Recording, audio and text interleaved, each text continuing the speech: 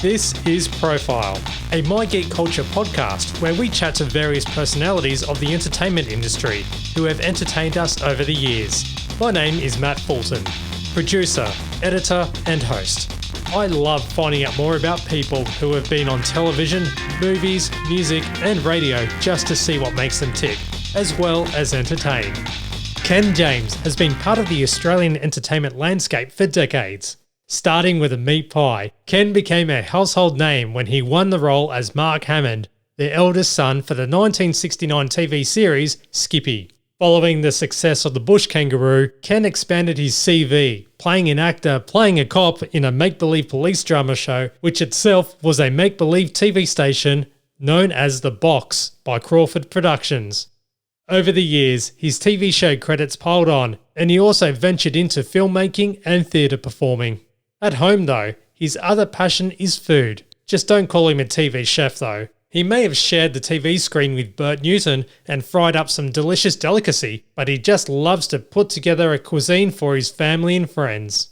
Ken is also a firm supporter of the Thin Blue Line, where for 2 decades he was an unsworn police officer for the Victorian Police. But I'll let Ken James explain everything. Ken James, thank you for having a chat. My pleasure. I'm going to go way back, and I won't go all the way too far back because if we do that, we're going to be here for ages because of your history is so rich and so there's so much things. Even Wikipedia will be stressing out with the amount of stuff that you've got. I did. My career started at the age of 12, and I'll be turning 74 in November. So yeah, it's a bit of a stretch. What drew you to acting at such a young age? Well, at school, I was always going to doing plays, and I was always in that sort of debating squad and sort of out the front mostly. I was never, what did you call it, a shy child. But having said that, I was born in Sydney in a suburb called Chippendale, which in those days, in 1948, it was a blue-collar suburb. It was a working-class suburb. Today, it's very trendy, very trendy. But having said that, in 1948, when I was born, it wasn't. And my parents were both workers. And my mum had a girlfriend who was a single mum, and her name was Edna, and Edna Spinks. And she had a daughter called Karen. And Edna was living vicariously through Karen. At the age of 3, Karen was doing ballet and she was doing tap dancing. She was doing gymnastics and all sorts of things. And then one day, Edna saw this ad in the paper saying, child models required for this new thing called television, which just started in our country. So she said to my mum, I'm going to take Karen down to this agency called International Casting Service and try and get her to do some modelling. Would Ken like to come? And Ken said, yes, that'd be fun with school holidays. So I trailed along and walked into this office, ICS, and saw this woman called Gloria Payton.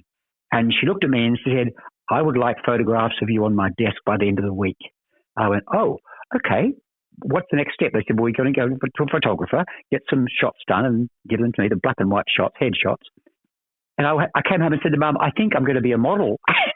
She said, what's that? I said, well, doing commercials on television. So cut a long story short, I presented the photographs.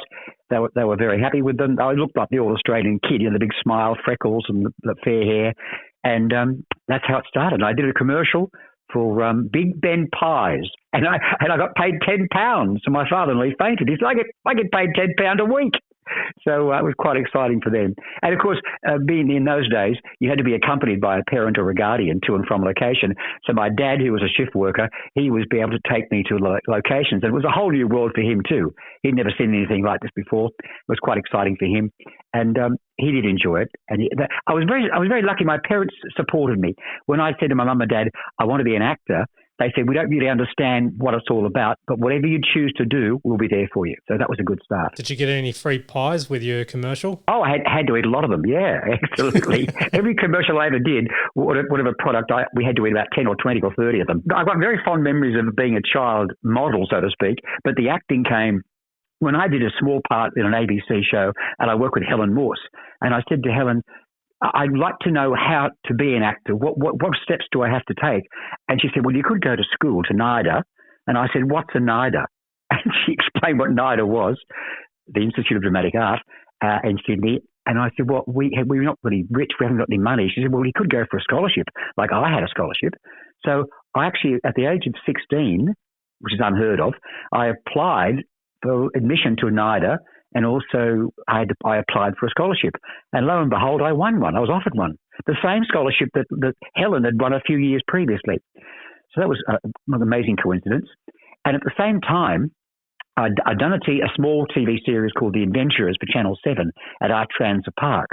And I enjoyed that experience. And because I was a very obedient child, my parents brought me up that way, I just did what I was told. And nothing was, if the director said jump, I'd say, how high, sir? Sort of thing. My reputation was like always turned up on time, always knew his lines, and never caused any trouble. And the directors would say, get that kid, he doesn't cause any problems. Get him. So I was offered quite a lot of work through that, being professional, I guess. So getting back to NIDA, I won my scholarship, but at the same time, we'd made the pilot for Skippy. And Channel 9 hadn't made their mind up whether they're going to go ahead with the series. So I was waiting, and my agent said, well, look, you've been offered the scholarship to NIDA, which is very rare for someone 16. You should take it. So I did. And lo and behold, I was there for 4 days. And then Channel 9 decided, or Mr. Packer decided to do the series, to make 23 episodes, they said. And so they said, now, what are you going to either stay at NIDA or accept the role of Mark Hammond in Skippy? And I thought, well, I'm trying to be an actor, and this is going to give me a work experience. So yes, I should take the series. And that was a pretty good move. Speaking of your role in Skippy, how much training did you have to do? Like, did you have to adapt to anything at all, or could you just go straight into it? Well, I mean, I was playing a 16-year-old boy, which I was. I was playing myself, really, and I was pretty sporty. At school, I was always involved in sports, so I had no hesitation in running through the bush and riding horses and whatever. But the actual audition process, when I went for it, my agent said, now, Ed Devereaux, who's been cast as the dad, Matt Hammond, he's already been cast. He's not really tall, so don't wear shoes that are going to make you look tall. Wear thongs. So I wore thongs to the audition, and there was a lot of kids auditioned for it. And then one day I found myself in a room with Gary Pankhurst, who ended up playing Sonny, and they were actually watching us through a one-way glass mirror to see how we interacted with each other. And we got on really well. He was a 10-year-old boy, and I was a 16-year-old boy. And then Tony Bonner was cast playing the helicopter pilot. And it was very good casting because we gelled as a family. And I actually, 3.5 years I spent working on that show for Crawford Productions. And once again, I did all my own stunts. I had no hesitation in jumping out of helicopters and doing all that kind of stuff. And that impressed the directors a fair bit. And the producers loved me.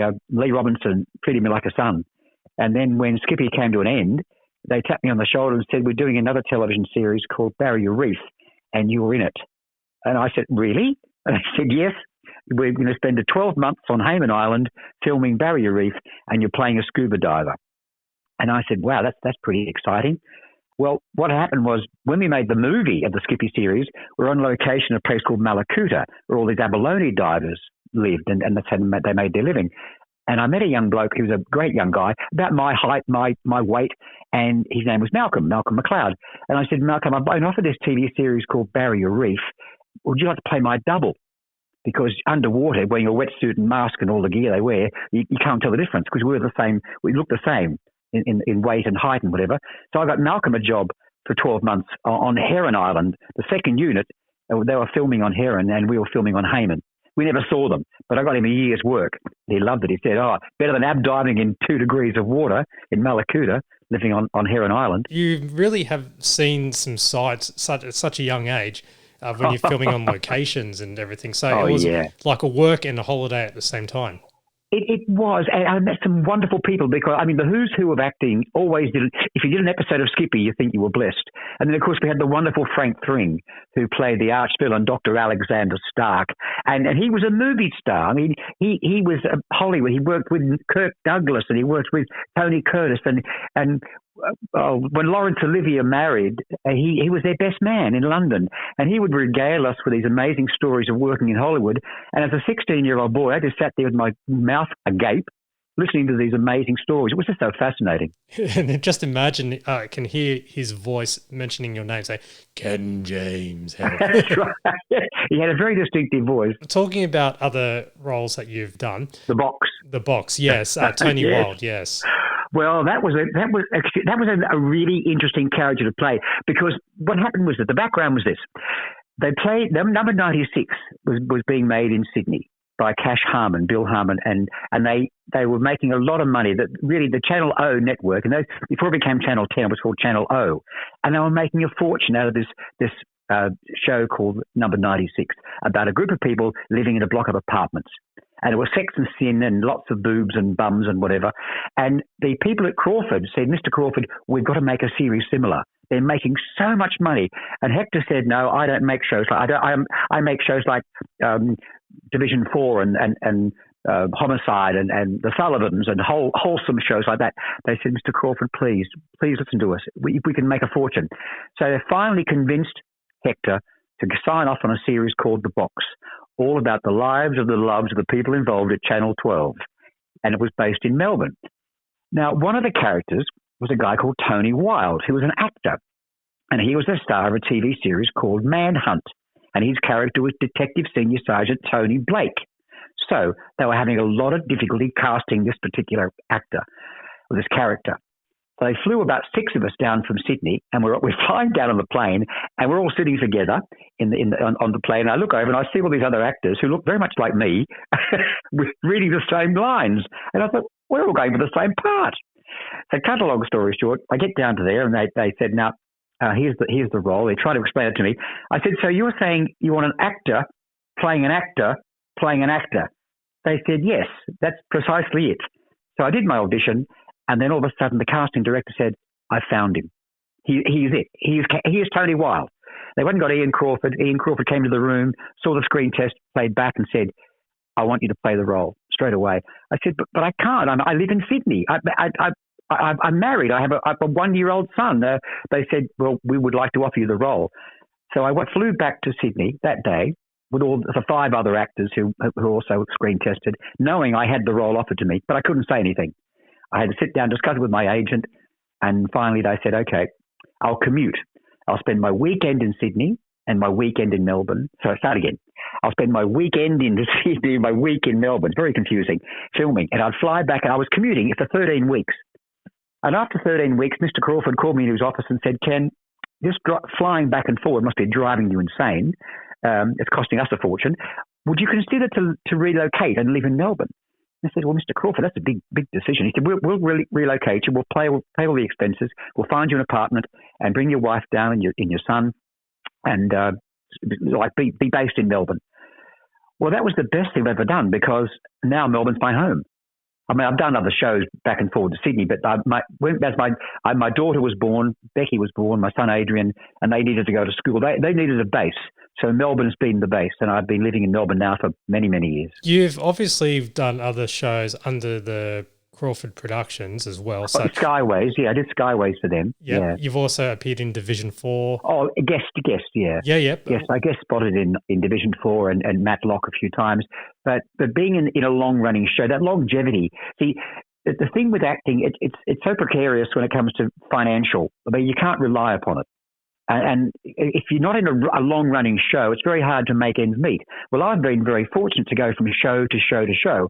But one journalist called me the Golden Boy one day in an article. And I rang him up and I said, why did you call me the Golden Boy? He said, because everything you touched turned to gold. Every show you were in was successful. I said, I suppose you can think like that. Yeah, I guess I was very fortunate that I never really had a show that was a bit of a bob-omb in my career. What was it like working under the Crawford Production banner? Oh, it was wonderful. I mean, I met some wonderful actors, and that was it. Working on a show like The Box, we had really good guest stars, and we had like George Mallaby and Peter Regan and Judy Nunn and people Paul Caro, Lois Ramsey, Monica Morn, really wonderful actors, and we were like a really tight circle. See, we were making 2.5 hours of television a week. We're like making a feature film a week. And the amount of dialogue that we had to learn was amazing. That's one of the reasons I think my marriage broke up, because I spent so much time on the weekends learning my lines. I never had time for my family. And during the week, we'd work really long hours. It was quite a mental strain. And I can recall going to Hawaii on a break. We had a 3-week hiatus. And I said, I really need to just to unwind. And I lay by the pool of the Ala Moana Hotel and just drank Mai Tais. And my wife then said, I want to go to, see all these sites. I said, off you go. I'll be here when you get back. I just didn't want to do anything or go anywhere. I just wanted to sit and relax and just diffuse. Did you feel like you were burning the candle at both ends?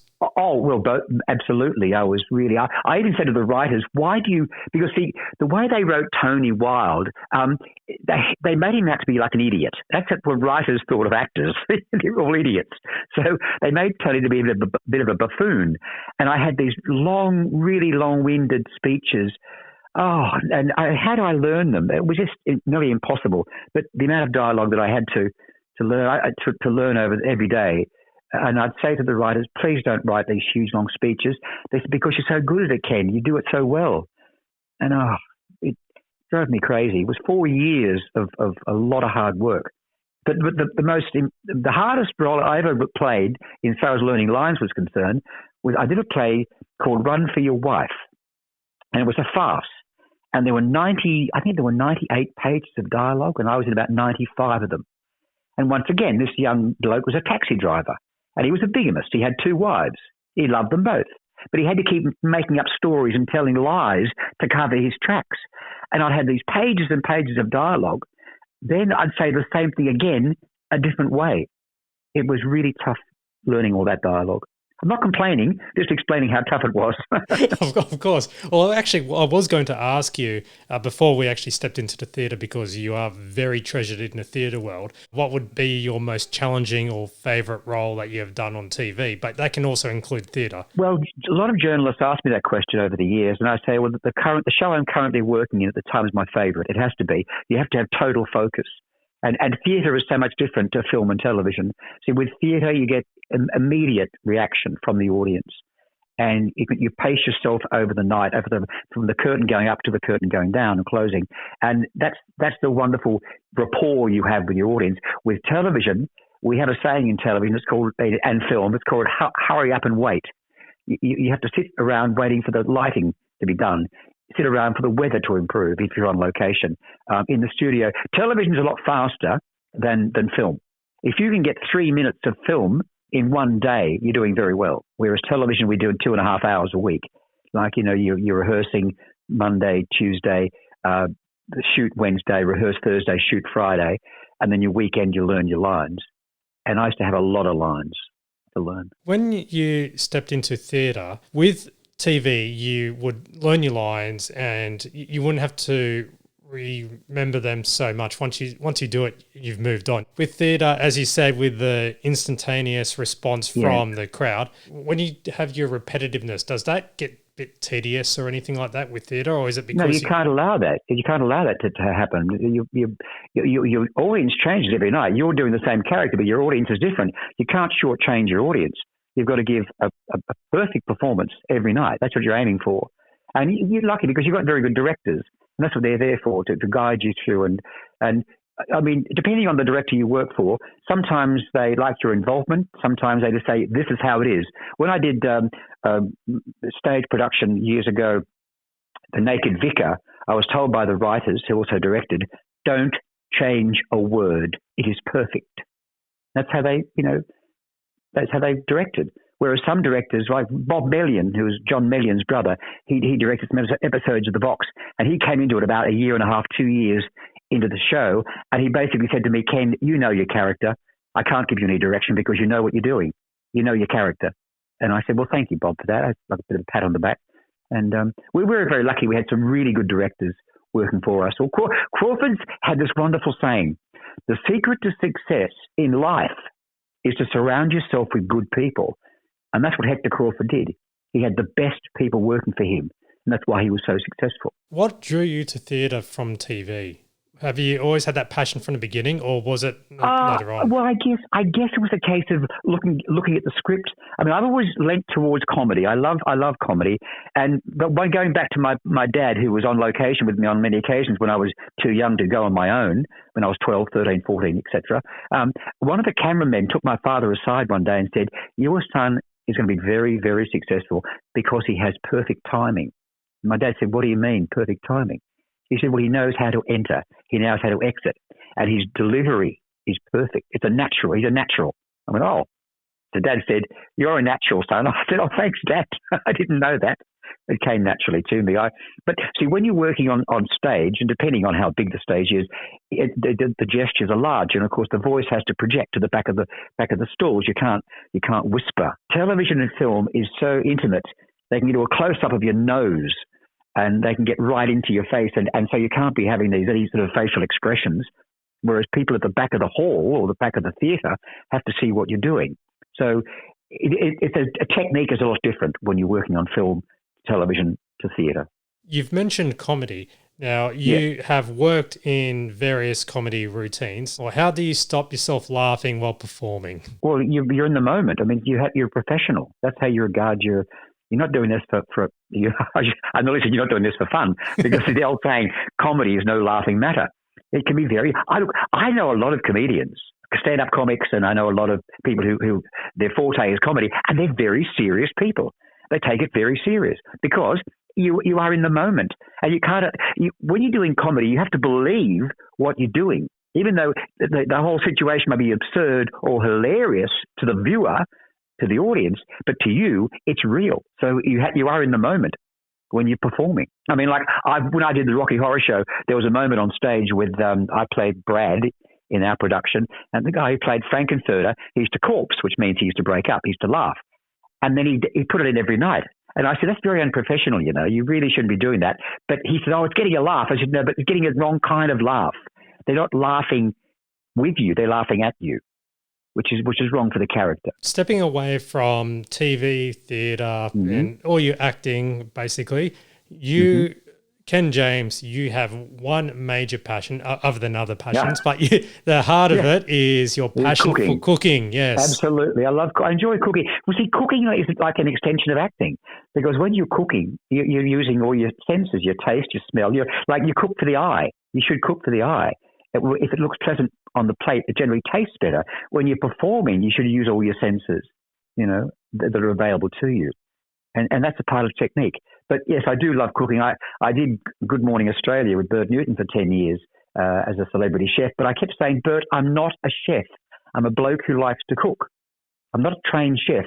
Although whenever I go overseas, I always try and do a cooking course, because I just enjoy cuisines from other parts of the world. And my dinner parties are pretty legendary. I must admit, I do have a great amount of friends who love my cooking, and they love coming in because we talk about show business, and to me, cooking is not just like putting food on a plate. Cooking is like going to the market and sourcing it, making friends with the proveneurs, finding out what's good today in the market. Like some women will go and buy shoes and handbags and whatever. I go to markets and look at food.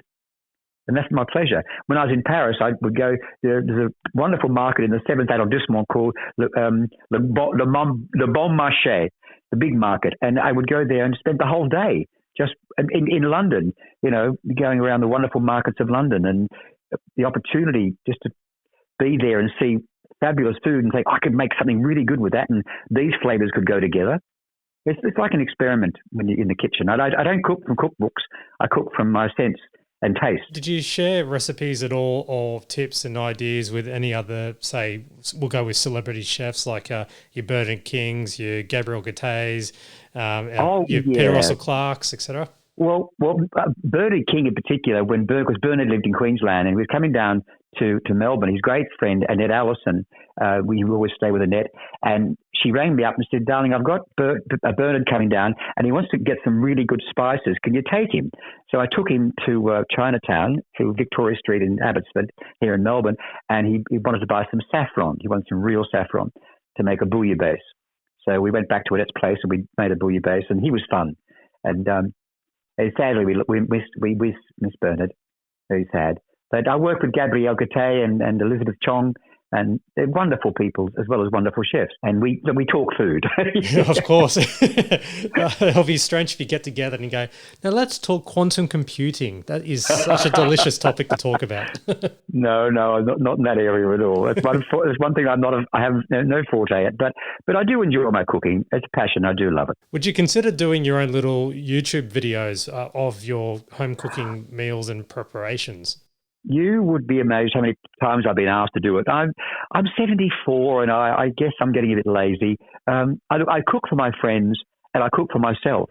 If I'm here alone at home, I won't even think twice about doing a beef bourguignon for myself, or I might make a crayfish omelette for myself because I enjoy it. But other than your food and your cooking, cuisine, and sharing love for your food, there's also another love that you have, and that is basically lightly touching on your TV history when you're playing a police officer or anything like that, but your charity work. But you have a big heart and passion for charity, your involvement with the Victorian Police. Yeah, I got involved with the Victorian Police some years ago. A friend of mine who's sadly gone to God as well, Tim West, he was a detective inspector. He's a friend of mine, and he was a part of a group called DTS, which stands for Detective Training School, where they actually have the elite in the Victoria Police apply to become detectives.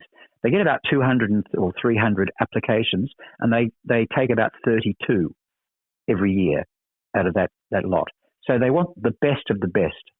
And a part of the course is they recreate major crimes. They might recreate an armed robbery or a sexual assault or some kind of infringement. And they recreate it they said, Kim contacted me and said, Ken, would you be involved to come in and play like a bank manager who gets robbed or a witness to an assault? We're going to recreate these crimes. I said, not a problem. Happy to do it. Pro bono, of course. They don't pay you. I've got lots of certificates of thank you from all the police commissioners down through the ages. So I started doing that. And then Mr. Connery, Neil Connery, was then the Commissioner of Police at the time. And we were having a chat. And I said, Mr. Connery, I'm really enjoying it. Thank you, by the way, Ken. Thank you so much for your involvement. It's been great. The students love it. And they really get a kick out of, not only a kick, but they're learning as they're doing the course, how to investigate a crime. Because the idea, after the crime takes place, they get 2 or 3 of the students and they say, you're going to hear a message on your radio from D24, come back and solve the crime. And there's a protocol you have to follow when you arrive at a crime scene. You're not allowed to allow it to be contaminated. You've got to look for particular crime. You've got to separate the witnesses if there are any. They don't get their stories mixed up. So there's a certain protocol. So the 3 young detectives in training who have to solve that crime are being scrutinized by all the lecturers and also the other students who are standing around watching. And Mr. Connery said, we really appreciate your input. I said, Mr. Connery, there's one thing I can do that might help as well. I think I've discovered a lot of the detectives don't know how to communicate effectively with the public, and they have to talk to the public on a day-to-day basis. He said, well, okay, I'm listening. Tell me more. I said, well, the importance with communication is that it has to be effective. For example, if you're talking to someone, giving them direction, and they're not understanding you, don't blame them. It's the way you're describing it. It's the way you're explaining it. Because we all wear different antennas. We all want to receive information differently. So the important thing is explain the information to the person the way they need to have it explained to them. That's called effective communication. He said, I see. Could you do an hour's lecture on that? I said, I certainly could. So I put an hour's lecture for Mr. Connery together. I did it for 20 years. That's amazing.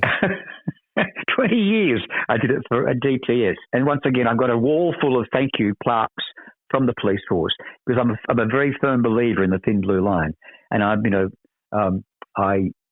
feel that the first people in the first line, like the nurses, the doctors, the firemen, the paramedics, the police, the army, they're the ones who are superheroes.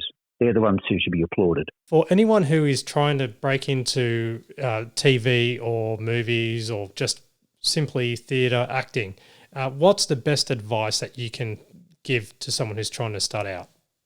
Well, for many years, I did teach drama at the Academy of Television. I also taught at the National Theatre and the Victorian College of the Arts. And it's good to have that training, absolutely. If you can get into NIDA or get into WAPA, which is the Western Australian Performing Arts, they do more musical theatre. I mean, Hugh Jackman went to WAPA.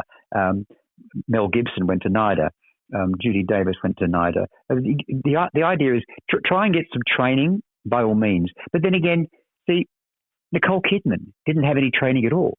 She didn't need it. She was a natural, and she learned on the job. I must say, when I first started in the industry all those years ago, it was like supply and demand. There was a hell of a lot of demand and not much supply. And now, sadly, it's the other way around. There's a lot of actors out there trying to get a gig and not much work available, especially with the shocking pandemic we've been going through. The arts have suffered so much. So it's a tough gig. And if you can't stand rejection, if you're not able to understand you're not right for every role, then you're not fit for the industry. You've really got to be able to take it on the chin. And if you're not right for that role, so be it. But I was very lucky. I was right for most roles, or I adapted myself to it. But as far as, look, if you want to join a theatrical group, check out the Sandman and Flacco Facebook page for future tour dates. Be a messenger, be a runner, do menial tasks, but be there, be in the present, and you'll be and watch and learn, and watch other actors perform. And if you're lucky enough, ask them questions. Don't be afraid to ask questions. That's an inquiring mind. And believe me, the body always manifests what the mind dictates. That's the most important muscle in your body, your mind, your brain. Ken James, actor, TV, theatre, movie extraordinaire of Australia. I want to thank people for being a part of my career and being very supportive of me over the years. I've had a very fortunate career, and I'm enjoying smelling the roses now. But a big thank you to all the people out there who have watched the shows, and if they've got some enjoyment from my performances, I thank them very much. Thank you so much for having a chat. Oh, my pleasure. Have a good day. Thank you so much. Thanks for listening to My Geek Profile podcast for mygeekculture.com.au. This podcast is produced by Matt Fulton Productions, mattfulton.com.au.